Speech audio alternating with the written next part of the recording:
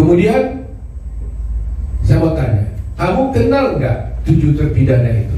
Tidak kenal sama sekali, Pak. Ya? Pun saya tidak kenal nama, tidak kenal.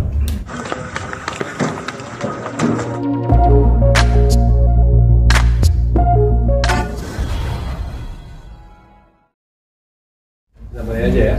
Oke, mana ini? Tes.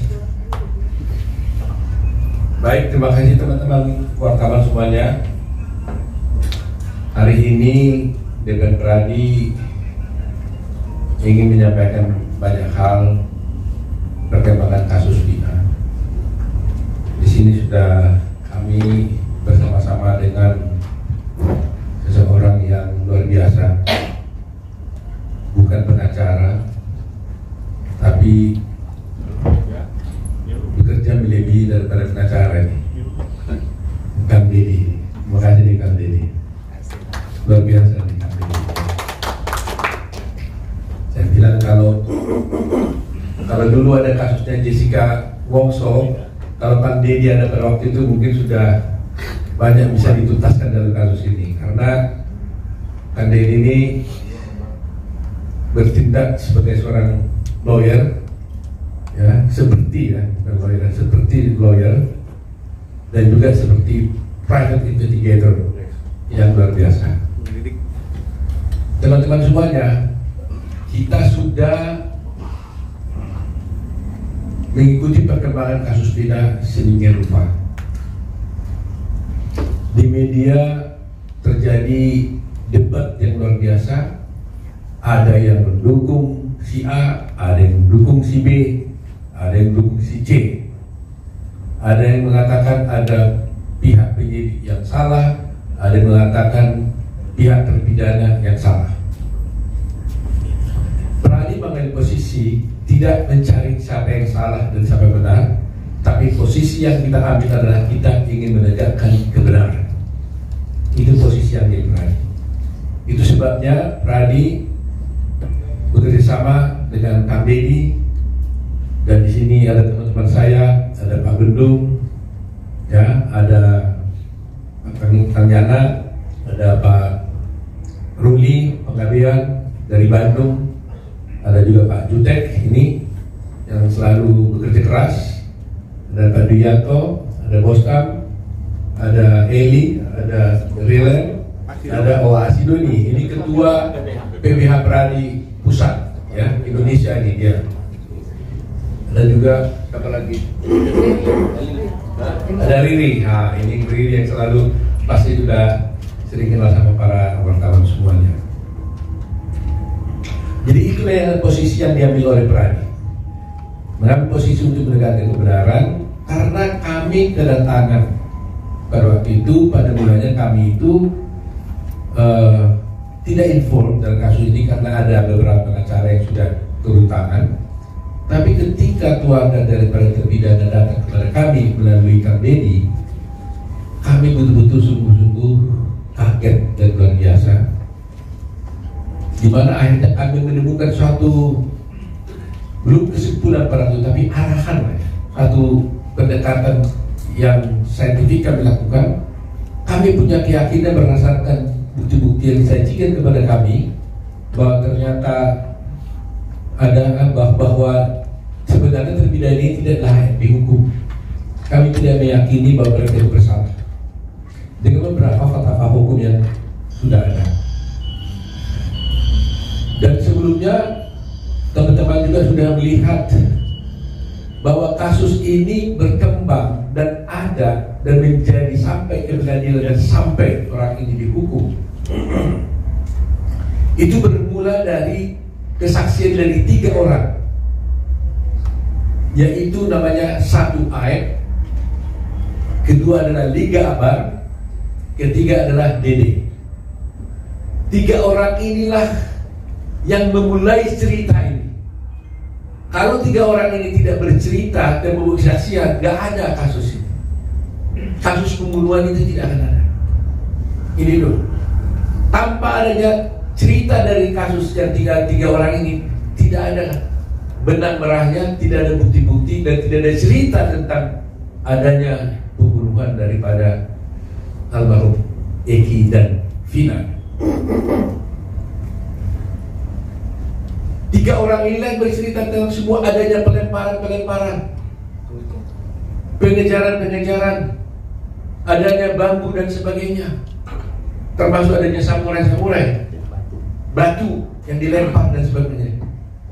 Nah, kita sudah tahu dari 3 orang ini, Liga Akbar sudah mencabut keterangannya dan menyatakan sebenarnya cerita itu tidak benar. Begitu ya? Hari ini kita mendapatkan bukti yang luar biasa melalui Kang Dedi. Keluarga dari Dede menghubungi Kang Dedi. Kita kedatangan di sini yaitu Dede.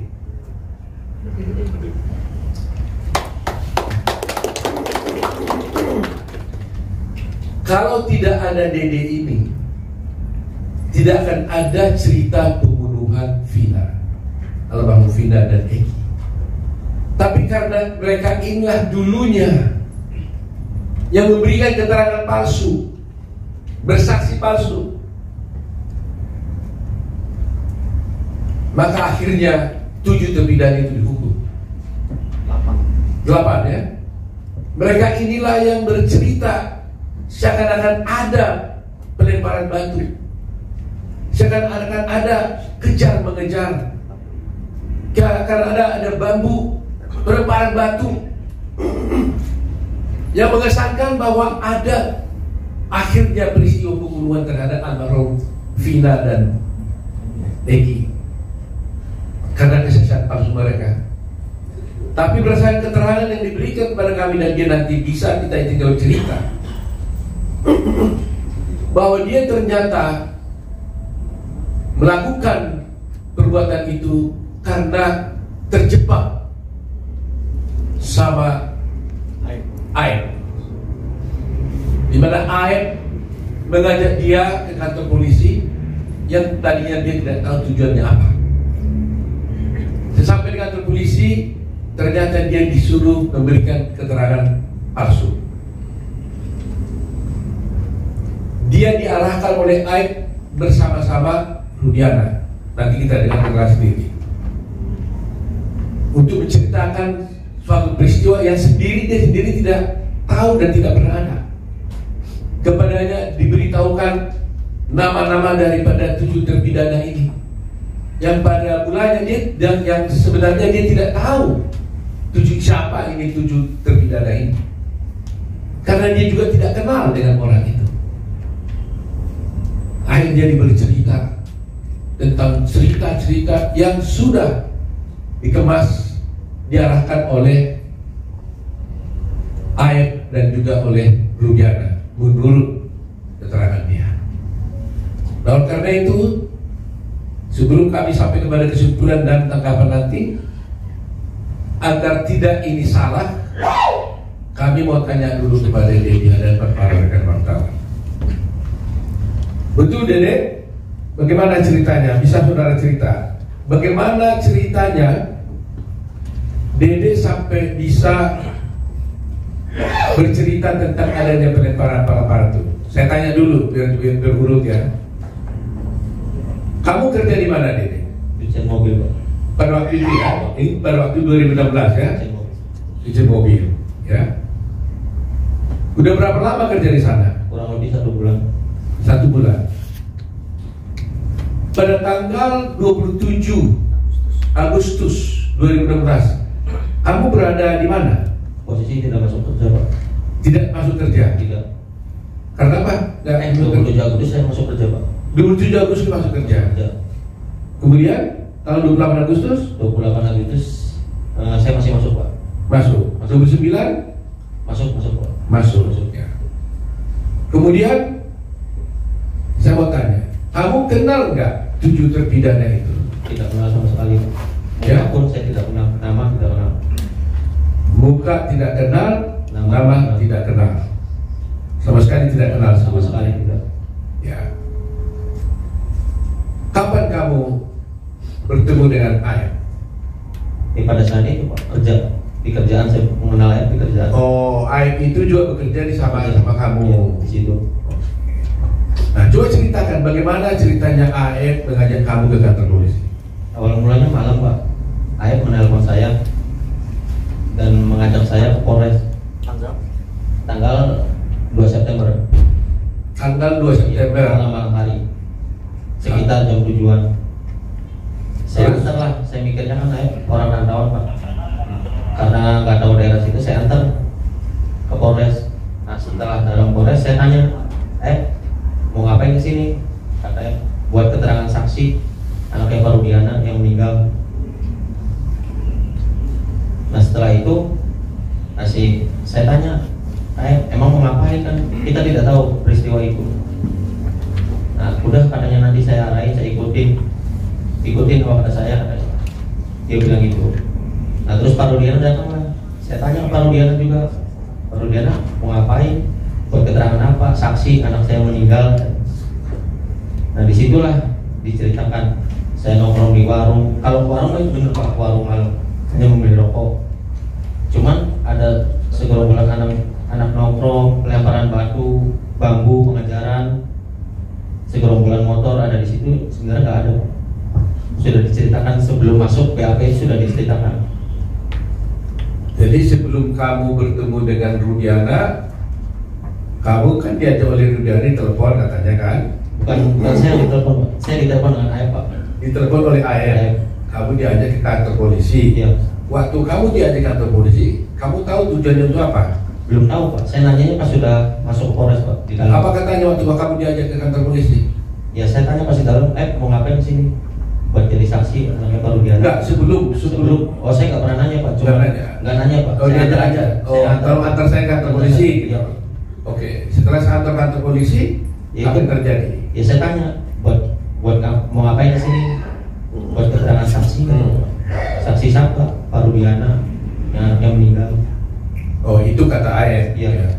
Nah, kemudian kamu bertemu dengan Rudiana di mana? Di situ juga? Di situ juga. Saya tahu Rudiana pun saat di situ. Oh, kamu kenal Rudiana saat di situ? Saat di situ. Waktu dia pakai baju apa? Dia baju preman atau baju Preman sih Pak. Baju biasa. polisi? Apa? Dikenalkan sama Aep siapa ini gitu? Iya, dikenalkan sama Aep. Ini Pak Rudiana.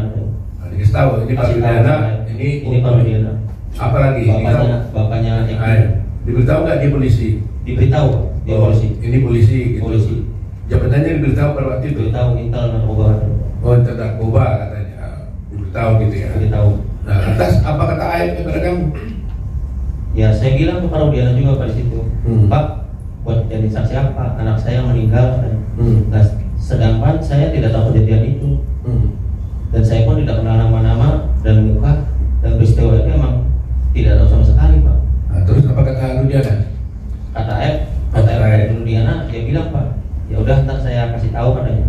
Ya setelah dikasih tahu, pada saat nongkrong di situ, pada saat ke warung ada orang segerombolan nongkrong, terus melihat pelemparan batu kepada anaknya Pak Rudiana. Nah, terus dilempar batu itu tidak kena, terus pengajaran membawa bambu. Nah, terus setelah itu ya tidak tahu kejadian itu lagi Pak. Setelah pengajaran tidak tahu. Sudah sampai situ doang. Tadi kan kamu ceritakan bahwa kamu diarahkan oleh Aep dan Rudiana. Saya mau lihat peran masing-masing. Aep ngomong apa, Pak Rudiana ngomong apa? Aep ngasih tahu, bilang aja ya ada segerombolan orang di situ Pak. Baik. Terus Pak Rudiana? Pak Rudiana ngasih tahu masalah motor sama nama Pak. Sama nama? Iya, motor dan nama saya tahu dari Pak Rudiana, dikasih tahu sama Pak Rudiana. Oh, nama-nama pelaku. Nama-nama pelaku. Iya. Apa katanya waktu itu? Kan saya bilang saya nggak kenal Pak nama-nama pelaku. Nah, Muka pun nggak kenal. Terus kata Pak Rudiana, ya udah ntar saya kasih tahu nama-namanya pelaku. oh dikasih tahu. Dikasih tahu. Masih ingat nggak nama-namanya? Nggak ingat pas ya Pak. Oh, tapi- Nggak mengingat soalnya kan nggak kenal Pak. Oh. Tahu nama pun pas di situ kan dikasih tahu Pak. Oh, tapi di situ lah diberitahu, katakan gini aja katanya. Iya. Ya.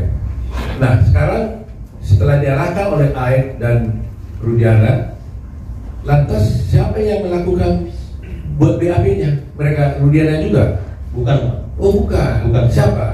Ya penyidik di situ Pak. Oh, penyidik. Penyidik di situ. Jadi kamu diarahkan oleh Aep dan Rudiana dulu, Ya.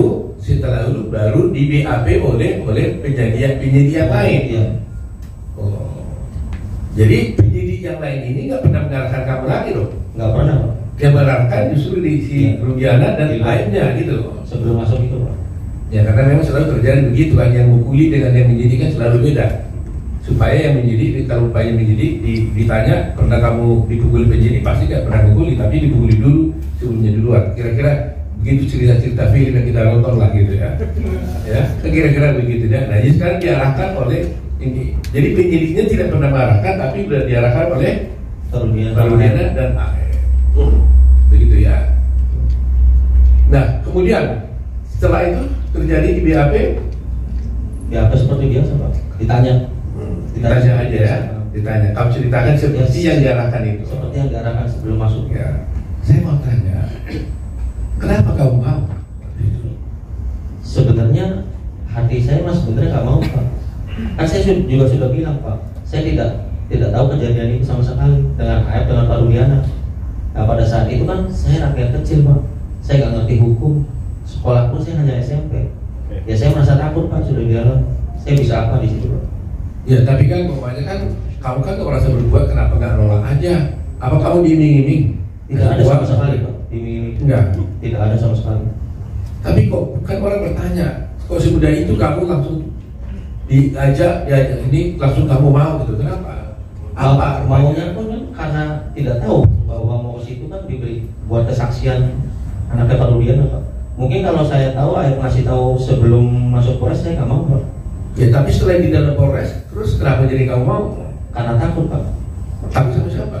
Ya takut karena sudah di dalam Polres itu Pak. Loh kenapa? Kalau dalam Polres kenapa rupanya? Ya karena saya nggak ngerti hukum. Loh iya, karena Polres apa? Ada kamu dipukul nggak? Enggak sih Pak. Apa karena Pak Rudiana polisi gitu? Nah iya, bisa jadi Pak. Oh, bisa jadi, yang benarnya gimana? Ya emang karena polisi Pak, saya takut. Jadi berarti kamu merasa takut, Ya, merasa takut. karena sudah berada di kantor polisi, Ya, karena kamu diminta oleh Pak Rudiana yang polisi, Ya. kamu ikutin aja. ya. Nah waktu itu kamu tahu nggak akibatnya itu waktu itu ya? Saya tahu Pak akibatnya. Pasti tahu saya. Ya, setelah di BAP pun kan saya ngomong ke Aib Pak. Ya. Saya bilang ke Aib, kenapa membuat kesaksian seperti ini kata saya? Kan bakal berat ke depannya. Udah katanya saya kesal sama terpidana itu Pak. Kata Aib. Ya. Kenapa? Karena pernah dipukuli Pak. Oh, si Aib cerita bahwa dia pernah dipukuli oleh Warga sekitar di situ. Oh, Aib merasa apa? Dipukuli Oleh warga situ, bukan oleh terpidana. Iya, ada terpidananya. Ada terpidananya. Bilang. Jadi merasa kesal dia, Merasa kesal. sehingga diarahkan. Gitu. Ya benar. Nah, kamu diperiksa itu di mana? Di Polres mana itu? Polres Cirebon. Polres Cirebon. Nah, setelah di Polres Cirebon, apakah kamu pernah juga diperiksa di Polda? Tidak pernah sama sekali 2016 Pak. Hah? Tidak pernah. Tidak pernah.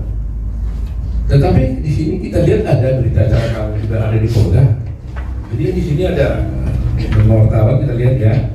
Ini ada berita acara di sini di Polres dan juga ada acara berita acara di Polda. Tapi dia merasa kamu nggak pernah tanda tangan berita acara yang di Polda tidak pernah Pak. 2016 saya tidak pernah. di Polda kamu tidak pernah tanda tangan berita acara di Polda. Di BAP pun tidak pernah. Kesana pun tidak pernah. Kamu kok tahu di mana Polda? Tidak tahu sama sekali Pak. Sampai sekarang kamu Sampai tidak tahu sekali, Polda? sampai sekarang pun istilahnya tidak tahu Pak jalan. Yang sekarang 2024 mau udah Pak. Cuman kan kalau jalan tetap saya nggak hafal Pak. Dan artinya yang sebelum tahun 2004 waktu itu kamu tidak pernah ke Polda? Tidak tahu Pak sama sekali. Tidak tahu ya? Tidak tahu. Soalnya di sini ada berita acara kamu di Polda pada tanggal 23 November. Itu nggak ada ya? Nggak ada Pak. Nggak pernah terjadi. Jadi ini kalau begini ada parah begini ini, seperti yang kamu lihat di sini ini, tanda tangan ada nggak itu? Tanda tangannya pun agak beda Pak. Kamu nggak pernah tanda tangan ini? Ya disamain sama yang 2016 di Polres itu Pak, beda Pak. Oh gitu. Tapi kamu intinya kamu tidak pernah tanda Tidak tangan. pernah. Dan di sana pun tidak pernah Pak. Di BAP pun di Polda tidak pernah 2016. Baik. Hanya di Polres Cirebon. Saya mau tanya lagi, kamu pernah disumpah nggak oleh polisi? Tidak pernah sama sekali. Hah? Tidak pernah. Nggak pernah. Kemudian kamu setelah kejadian ini, kamu hadir di pengadilan tidak untuk bersaksi? Tidak pernah sama sekali. Kamu tidak pernah datang di pengadilan dan tidak pernah menjadi saksi di pengadilan pada waktu itu? Tidak sama sekali. Kalau untuk keterangan Pak Jutek gimana itu? Dia menurut keputusan pengadilan dia benar ada kata-kata di situ bahwa dia ada memberikan keterangan di bawah sumpah. Iya, di dalam putusan. Dalam putusannya. Jadi di dalam putusan, kemudian Pak Jutek yang lihat ada bagaimana Pak Jutek jelaskan? Ada Memberikan keterangan di bawah sumpah. Bahwa Dede ini memberikan keterangan Di bawah sumpah. Ya. Ada dalam putusan. Ada dalam putusan. Padahal dia sendiri tidak pernah datang di pengadilan dan tidak pernah memberikan keterangan apalagi di bawah sumpah.